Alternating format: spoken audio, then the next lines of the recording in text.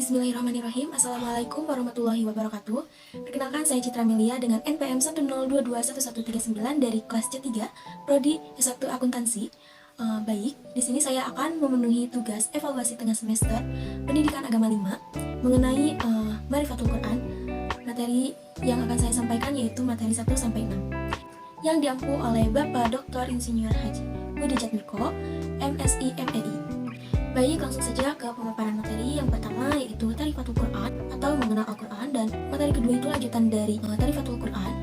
Yang ketiga Asmaul Quran atau nama-nama Al-Quran. Yang keempat Makanatul Quran, yaitu kedudukan Al-Quran. Dan yang kelima Muqtada al-Iman bil Quran, yaitu tuntutan iman kepada Al-Quran. Dan yang keenam lanjutan dari Muqtada al-Iman bil Quran. Materi pertama yaitu Ta'rifatul Quran. Apa sih Ta'rifatul Quran? Ta'rifatul Quran yaitu mengenal Al-Quran. Al-Quran di sini adalah kalamullah yang mulia dan terpelihara yang diturunkan oleh Allah lewat perantara malaikat Jibril kepada Nabi Muhammad SAW dalam bahasa Arab. Terdiri 30 juz agar ia menjadi peringatan untuk seluruh manusia. Firman Allah dalam Al-Quran surat Al-Waqiah ayat 75-80 yang artinya, sesungguhnya Al-Quran ini adalah bacaan yang amat mulia. Pada kitab yang terpelihara tidak menyentuhnya kecuali orang-orang yang disucikan, diturunkan dari Tuhan semesta alam. Selanjutnya yaitu mukjizat Al-Quran. Mukjizat ini dianugerahkan kepada para nabi dan rasul dengan maksud menguatkan kenabian dan kerasulannya dan menjadi bukti bahwa agama yang dibawa oleh mereka itu benar-benar dari Allah Subhanahu wa taala. Jadi, Al-Quran adalah salah satu mukjizat terbesar Nabi Muhammad SAW yang diberikan oleh Allah melalui malaikat Jibril.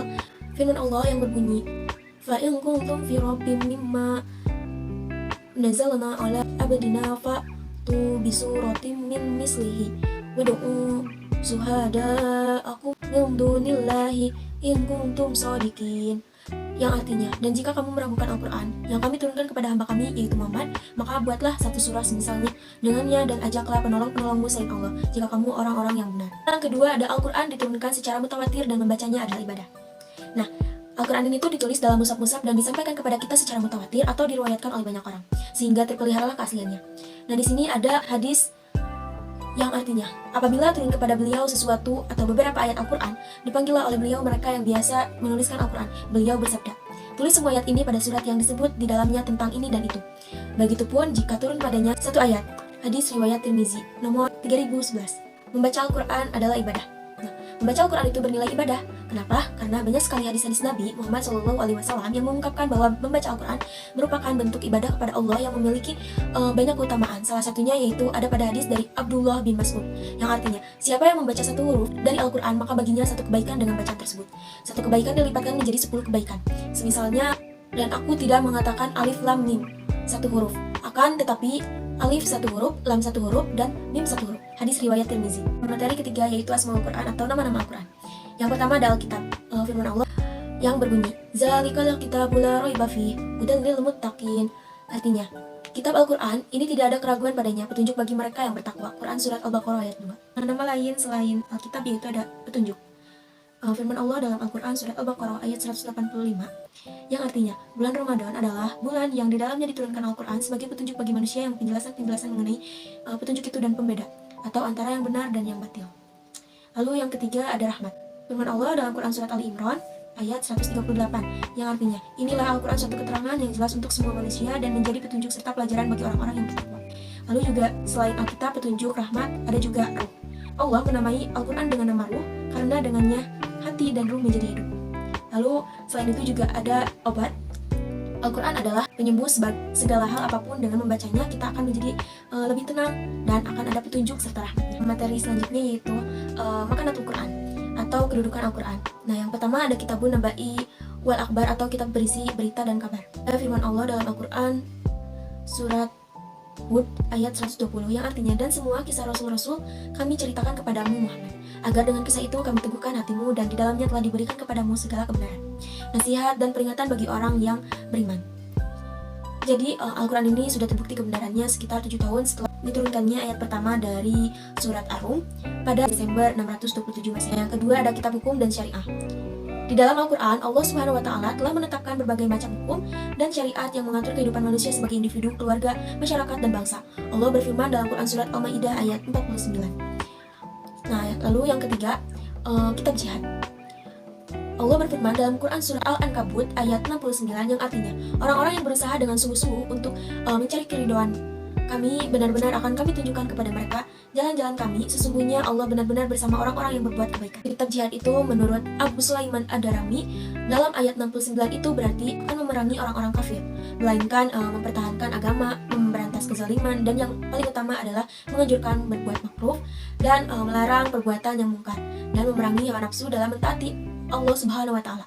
Lalu yang keempat ada kitab tarbiyah atau pendidikan. Allah berfirman dalam Quran surat Ali Imran ayat 79 yang artinya tidak sepatutnya seseorang diberi Alkitab, hukum dan kenabian oleh Allah. Kemudian dia berkata kepada manusia, jadilah kamu para penyembahku, bukan penyembah Allah. Tetapi hendaknya dia berkata, jadilah kamu para pengabdi Allah karena kamu selalu mengajarkan kitab dan mempelajarinya. Yang terakhir ada pedoman hidup. Al-Quran sudah memuat seluruh pedoman yang dibutuhkan manusia berupa akidah, akhlak, ibadah, hukum, muamalah, politik, ekonomi, dan permasalahan-permasalahan kehidupan lainnya. Allah juga berfirman dalam Quran surat Al-An'am ayat 39 dan Quran surat An-Nahl ayat 89. Materi kelima, Muqtada al-iman bil Quran atau tuntutan iman kepada Al-Quran. Nah, di sini ada iman kepada Al-Quran. Yang pertama adalah berhubungan erat dengan Al-Quran. Hadisnya yaitu khairukum man ta'allama al-Qur'ana wa 'allamahu, yang artinya sebaik-baik kalian adalah orang yang belajar Al-Quran dan mengajarkannya. Hadis riwayat Bukhari. Dalam berhubungan erat dengan Al-Quran, salah satunya dengan tilawah. Ada hadisnya menurut hadis riwayat Bukhari nomor 5054 yang artinya bacalah, khatamkanlah Al-Quran dalam sebulan. Abdullah bin Amr lalu berkata, aku mampu menambah lebih dari itu. Beliau pun bersabda, bacalah, khatamkanlah Al-Quran dalam 7 hari, jangan lebih daripada itu. Lalu yang kedua, ada belajar dan mengajarkan serta membacanya. Firman Allah dalam Al-Quran surat Al-Isra ayat 9 yang artinya sesungguhnya Al-Quran ini memberikan petunjuk kepada jalan yang lebih lurus dan memberi kabar gembira kepada orang-orang mukmin yang mengerjakan amal soleh bahwa bagi mereka ada pahala yang besar. Selanjutnya dalam belajar dan mengajarkan serta membacanya terbagi menjadi dua, yaitu yang pertama ada metode yang digunakan untuk belajar membaca Al-Quran. Nah, di sini ada beberapa metode. Yang pertama metode Iqra, metode Ummi, metode Qiraati, metode Tartil, dan lain-lain. Nah, yang kedua, orang yang mempelajari dan mengajarkan Al-Quran merupakan sebaik-baiknya itu manusia. Yang ketiga, memahami, mendaktaburi isinya dan melaksanakannya. Untuk itu, kita sebagai manusia, makhluk yang diciptakan oleh Allah Subhanahu wa Ta'ala harus menguatkan iman, mensucikan hati, khusyuk dalam tangisan, meneladani akhlak Rasulullah, dan solusi masalah dalam kehidupan. Selanjutnya yaitu materi ke-6, lanjutan dari Muqtada al-iman bil Quran atau tuntutan iman kepada Al-Quran. Nah, yang pertama ada mentarbiah diri dengan Al-Quran. Nah, jadi upaya seorang untuk memperbaiki atau mentarbiah diri dengan Al-Quran itu dengan cara mengembangkan dan mendidik dirinya sendiri. Kita sebagai manusia harus mengimani perintah Allah, salah satunya dengan membaca Al-Quran. Kita juga harus mengimani perintah Allah Subhanahu wa Ta'ala dengan cara cinta Al-Quran. Kita harus mencintai Al-Quran gitu. Mengapa begitu? Karena Al-Quran adalah pedoman hidup. Yang kedua, menerima dan tunduk dengan hukum-hukumnya. Allah berfirman dalam Quran surat Al-Ahzab ayat 36 yang artinya, dan tidaklah patut bagi laki-laki yang mukmin dan tidak pula bagi perempuan yang mukmin apabila Allah dan Rasulnya telah menetapkan suatu ketetapan akan ada bagi mereka pilihan yang lain tentang urusan mereka, dan barang siapa mendurhakai Allah dan Rasul maka sesungguhnya dia telah sesat yang nyata. Ketiga, menyeru orang kepadanya. Caranya yaitu dengan mengajak orang lain untuk mengikuti segala petunjuk Al-Quran dengan cinta kepedulian Al-Quran dan rasa tanggung jawab sesama muslim. Dalilnya ada dalam surat An-Nahl ayat 125. Yang keempat, menegakkannya di muka bumi. Cara menegakkannya yaitu dengan mempraktikkan ajaran agama, yaitu dengan menjalankan ibadah, mengikuti etika moralnya, dan melakukan amal kebaikan. Lalu yang kedua itu menyebarkan ajaran agama, yaitu dengan melalui dakwah, pendidikan agama, dan berperilaku baik. Yang ketiga, mencegah perpecahan agama, yaitu dengan cara menjauhi perselisihan sehingga umat Islam dapat bersatu dalam menjalankan ajaran agama yang benar. Baik, materi yang saya jelaskan mengenai mengenal Al-Quran atau Ma'rifatul Quran, semoga kalian bisa memahaminya dan bermanfaat untuk kalian juga. Terima kasih. Wassalamualaikum warahmatullahi wabarakatuh.